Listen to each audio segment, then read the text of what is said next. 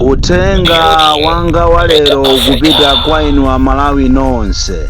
Maka inu osauka anzanga amene nimakulankhulirani, amene mulibe mawu, amene mukungulira muntima mu dziko lanu, pamene munkaona ngati mwina mukuyika zenizeni m'bomamu osaziwa kuti mukuzitemberera.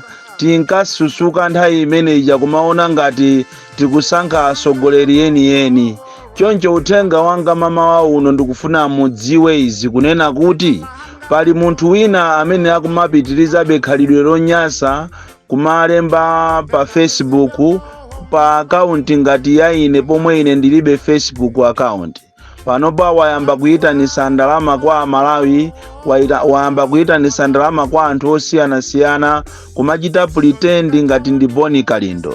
Ndafuna ndibwereze komanso kuchenjeza inu Amalawi, maka Amalawi inu anzanga osauka, ine ngati president wanu muziwe kuti boni Kalindo alibe Facebook account. Pali Facebook account imene ikuchedwa kuti boni Kalindo the DC. Ine ndilibe Facebook account yochedwa boni Kalindo the DC. Ndipo ndikafuna kuchita communicate ndi Amalawi, ndimachita communicate kuzera kuma audio amene ndikulankhulawa. Ndipo ine sinambe ndapitapo pa Facebook ndikumacheza ndi anthu. Koma munthu amene walowa wapanga create ma account onama kuti ndi boni Kalindo akumacheza ndi anthu osiyanasiyana, anthuso ena amene osazindikira, amene akungopanga chimbulimbuli, akumamuyankha munthu ja ndikumacheza naye, ndikumaona ngati akucheza ndi boni Kalindo. Munthu ameneyo ngakhale angalembe zokoma zotani, kulemba nkhani zimene ine ndikuchita, si ineyo, ameneyo ndi chigoba watumidwa ndi anthu ena ncholinga kuti azikupusisa inu Amalawi. Ndipo olo mutamutukwana olo kumubloka kumene sikuti mungalakwe iyaye. Ndi uthenga kamenanso chenjezo lopita kwa inu Amalawi, pamene dziko ili tsopano lavunda, kuli makhuluku ambiri amene akumabwera muzina la boni Kalindo, muzina la Bakiri Muluzi TV, muzina la Ntanyiwa, ndikumanama ngati ndi ifeyo ndi iwowo, koma tisali ife, ali makhuluku akufuna akuberere. Choncho Amalawi samalani, boni Kalindo alibe Facebook account. Akumatukwana anthu osiyanasiyana, kumanyoza anthu, anyozapo Abakiri Muluzi, kunyoza Joyce Banda, kunyoza akulu ena osiyanasiyana, kunyoza apita Muthalika. Ineyo ndilibe Facebook account. Uthenga wanga wachiwiri ukupita kwa inu nduna za boma komanso a president achakwera, kunena kuti mwina inu simukuziwa, koma Amalawi ndi okwiya kwambiri. Nkutheka kuti anthu amene akuyandikirani amakusekererani chifukwa mwina amakuopani. Koma ine uthenga wanga umene ndikukuuzani mama wa uno ndionena kuti dziko linolo anthu akuyenda okwiya. Padakale panopa Amalawi ali pa mavuto woopsa chifukwa cha usogoleri wovunda ochokera kwa president Chakwera ndi nduna zace. Choncho mukamapanga ma statement yanu onunkha, muzipanga so carefully chifukwa Amalawi akuyenda okwiya. Ndipo zikanakhala kuti ziko lizimatheka kuti anthu aligawanepo, ziko la Malawi anthu akanaligawapo, aliyense azisunga mavuto ace nyumba mwace, chifukwa pamene pafika ziko pafika pa mwana wakanaphala. Ndipo ine ndimadabwa kwambiri anthu andale mukamanamizana ndikumauzana kuna kuti boma ndilo mweri, ndimangoyima mmanja kuti phwim. Koma zoona mmene alili mavuto muno Malawi, wina ace nditukha wakhuta uko mbwanda zace, khawadya nyama zace uko, ndi ndalama zaphwekazi zabedwa zikubedwa muno Malawi. Basi ndikumana ziko ndilomweri. Amalawi ndi okwiya kwambiri. Choncho ndafuna ndikuchenjezeni inu aboma, kunena kuti mukakhuta ukoko nyama zanu, masoseji yanu, mukamwaima mikaka yanu uko pa ndalama zokuba, musamatenge Amalawi ngati zisiru. Statement yalankhulidwa ija kundilande kumaliro anyamata amene waphedwa mwadzidzidzi mzimu wache uuse mumtendere. Statement kapena ma statement amene alankhulidwa kumene kujako ndi ma statement opusa kwambiri amene sanayenere kuchokanso mkamwa mwa anthu amene amazitcha kuti ndi ma ministers. Ndipo ngakhale statement imene yalembedwa kalata imene yalembedwa kuchokera ku MCP yozuzula zipani zina makamaka cha DPP kunena kuti achita assassinate munthu wawo, ndi statement imene mwina amene amayilembayo wangopasidwa ndalama sakudziwa kunena kuti amalemba chani. Akanakhala kuti zimene zijapanga ndi zipani zina mukananena kuti ameneyo akuchita incite violence. Ndipo peza mwati mwamuzi wa amene wachita assassinate munthu kundilande, ine ndikukhulupirira kuti mukamutchule ku polisi, apolisi amumange munthu uyoyo chifukwa zimene mukupangazo that's carelessness. M'Malawi munomwe inu mukanangokhala busy kuchita address mavuto amene alipo padakali pano, koma mukufuna muzichita divert people's attention ndi kumabweresa ma issues unnecessary ndi cholinga kuti muwapange Amalawi ayiwale nkhani ya mafuta. Pakali pano ndi zimene mukati inu muziyankha ndi zimenezi kuti kodi mmene mafuta avutiramu, kodi ifeyo ngati boma, ineyo ngati Ministry of Information, Amalawi tiyauza kuti chani.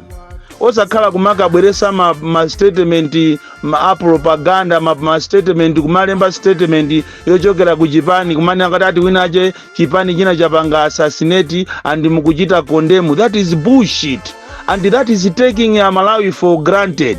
Ndiye ndikufuna ndikuuze nikhaya ngati mwapenga ni ndalama zokuba khaya iyi nyama zakusefukirani mukusanza, chonde muziwe kuti Amalawi ndi okwiya.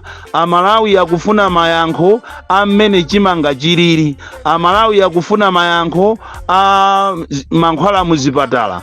Amalawi akufuna mayankho a ndege ya kuchikangawa. Kodi ndege ija idamupha chilima ijayo zidayenda bwanji?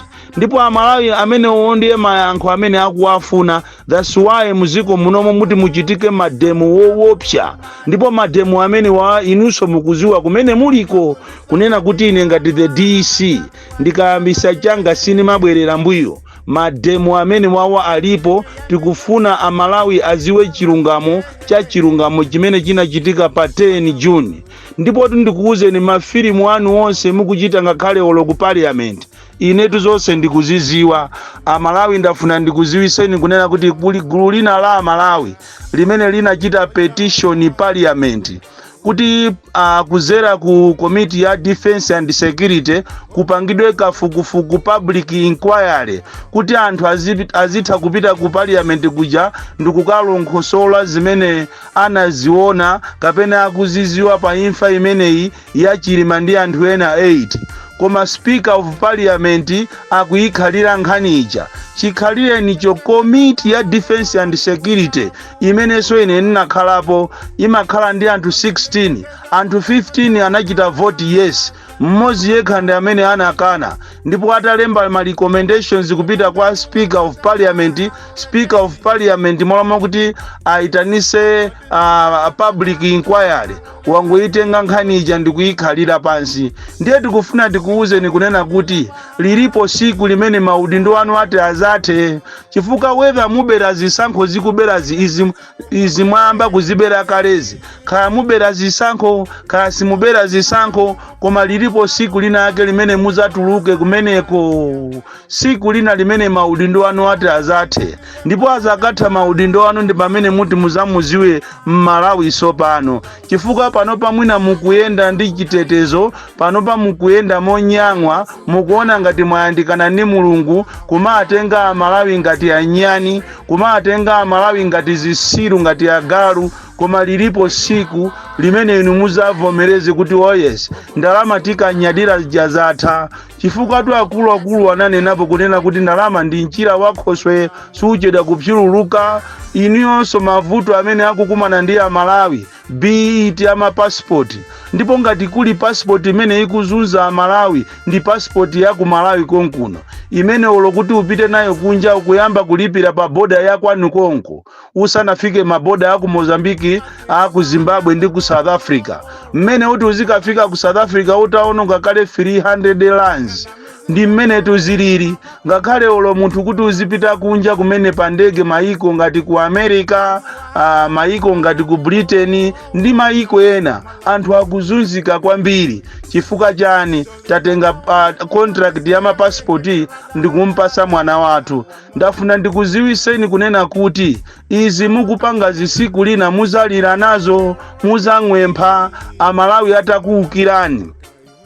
Ndipo mafilimu onseso amene mukupanga inu kuzisankhoku tikuwaziwa. Lero limwatenga majenereta amene sakugwira ntchito kukayika malo onse ku Eastern Region, kuyika malo onse ku Southern Region. Lero anthu akulephera kulembesa. Tikunena pano ku Balaka agwira anthu awiri, Aeda Maganga komanso Achimwemwe Rafaelo. Tikunena pano agona mu chitokosi cha polisi ku Balaka. Khani yake ndionena kuti anawo anthu amene wanatenga ma ID yawo kukalembesa chifukwa chosowa ma ID. Undu umboni woonekeratu kunena kuti anthu akusowa ma ID chanzika, akufuna kuvota, akufuna kukhala nacho chanzikacho. Koma inuyo chifukwa cha chikhalidwe chofuna kubera, anthu simukuwapasa mwayi okuti akakhale ndi chanzika, akakhalenso mukaundula wa mavoti. Lero mwaona zimene zikuchitika. Undu umboni wina umene inu a opposition mungautenge kuuza ziko lonse lapasi kunena kuti Amalawi akusowa chanzika, sisana yende madera onse ndikukalembesa. Kayeso Kairoso akumapita kumakalembesa mukaundula umene uwaza mavoti wa NRB alipombo, koma akukaniza kuti ati anthu asataniso asawalembe. Machini tikunena pano awachita freeze. Kukakhala kwanu kunkhota-kota uko ndiye mukuchita kuyenda ndi chigalimoto kuti amene wakalembesa azipitaso kwa mfumu, azikatengaso ojeni nambala imene ili pa chimene ampasa chovoteracho. Izizi munayitanisa mafumu onse akunkhota-kota ndikukhala nawo pa meeting, ndikuwapasa ndalama, ndikuwauza kuti anthu onse azibwera kwa mafumu akulu azizalembesa, azizachita register, muzakopera manambala amene apasa kuchokera mukaundula wa meki. Zonse tikuziziwa. Even woloku kumachinga ukuku kwabwera munthu ina lero mamawa, basi ni machini ena kunamizira ngati ndi wa meki, kunamizira ngati ndi wa NRB, pomwe munthu yosakuziwika, alibe ngakhale ID. Machini onena kuti sakuziwika kuti atenga kuti woloku achita register. Zonse zimene mukupanga tikuziziwa. Ndiye ndikuuzeni kunena kuti zisankho izizi Amalawi iyi ndi zisankho zongofuna kunamizira, zisankho zeni kulibe, zisankho izi anthu awa akufuna kubera. Ndipo Amalawi ngati mukuona ngati tizakhala ndi zisankho zabwino, muyiwalireti chifukwa anthu awawa akupanga maprogramu oyipa kwambiri, maprogramu ofuna kupha anthu, maprogramu ofuna kupweteka Amalawi, chifukwa akungofuna angonamizira chabe ngati anapangisa zisankho, koma chilungamo chake iwo akuchiziwa. Ali bize ndi kuba makobiri, ali bize kutanganidwa ndi kufuna kumapanga katangale muno Malawi, kuchokera kwa president nduna zache onse amuchipani cha MCP atanganidwa ndi kuba. Ndipo inu mulibe chisoni mukamanena kuti inuyo ndinu opemphera, inu ati munali abusa, mulibe chisoni ndi mmene anthu akuvutikira muno Malawi. Mukufunanso mupitirire zaka zina 5 inuyo mukalamulire ziko zoona achakwera, mulibe chisoni. Kodi kupemphera kumene mmati mmapemphera kuja ndiye ndikuti inuyo mmene mwaonongera zikoli, inuyo mungamanene kuti aye ndifuna ndiimeso, inuyo achakwera ayulire serious. Even nduna zanu nditu nduna inuyo mukumulimbikisa munthu kuti akaimeso zoona. Mene Malawi watenthera lero mafuta, anthu akuvutika kuti akagule mafuta. So kairo mafuta saona kuti uyu ndiye wa MCP, uyu ndi wandani. Ngakhale magalimoto anu tikuwaona ali ma filling station, mimba zanuzo phwi mukumayima nazo ma filling station. Ndiye wina chazikanina kuti boma ndilo mweri, andipena bake simagwirizana tukapena kukambirana za nzeru. Inu zoona mukamagwirizane kuti pakali pano patifuna tikweze tollgate, ndipo tikakweza tollgate ndalama zimene zitukufuna zithandize kukonza misewu. Inu zisiru kwambiri ndalama zimene mwatolera inu kuchoka 2020, 2021, 2022, 2023, 2024 sewu wache mwakonza inu nduti. teni tipite mudeza pa Kalinyeke, tichoke mudeza tipite mulilongwe. Se umene mwa ukonza inu a Roads Authority ndiuti kuzera ndalama za pa toll gate. Mwa ukonza inu kuchokera padeza kukafika kwa Chingeni ndiuti. Chabwino teni tichoke pa Chingeni. Se umene mwa ukonza inu ndi ndalama za toll gate kukafika ku Blantyre kapena kukafika ku Liwonde ndiuti. Mukwatenga Amalawi ngati zisiru chani. Ndiye muyerekeze mukweze matologeti. Mmene pano pa anthu akuvutika kale ne matransport, mmene mafuta asowamo anthu matransport akwera, ndiye mukanenese kuti mufuna mukweze tologeti kusonyeza kuti so matransport so akweraso anthu azivutika. Ziko linotunda tisira amanu, ziko linondera Amalawi.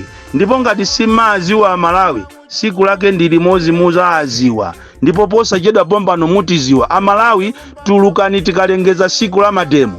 Kumene kuko alese atuluke ndi nkhani zache. 1 kuli kuvuta kwa mafuta, 2 imfa ya chilima sinaende bwino, 3 anthu apa ntukula pa khomo sizikuyenda bwino, mafumu amene amanenedwa kuti azilandira swahala akulandira 10,000 yokha, anthu okalamba aja ma 15,000 aja kulibe. China chilichonse Malawi muno chinayima. Ndiye tikupempheni nonse mutuluke tikangolengeza siku la mademo. Aliyense atuluke tikamang'ale mwina anthu akuona ngati ndife zisiru. Chifukwa akutitola kwambiri akuona ngati ziko lindira amawo, ziko lindira ambuyawo. Nthawi yokuti tizipanga mantha inatha. Ndipo ndamva kuti ati mwaitana anthu ena ake ati ku area fete mawa lero makamaka lero. Anthu 10 ochokera ku DPP. Kodi nangasopano ine musakundiitana bwanji? Mwayiwalirapo tu 11 mukanandiyikapo ineyo. Ndatitu tithana. Chibwana Malawi muno chakula kwambiri. Bon Kalindo, the DC. Mwana woopsya kwambiri, the most deadly and dangerous child from Njeza village. Tiye Mabuka. Mukuti titeseka tangahale kwa handu kusabuka. Pamene ndendeza tuzangu taha kaniyamba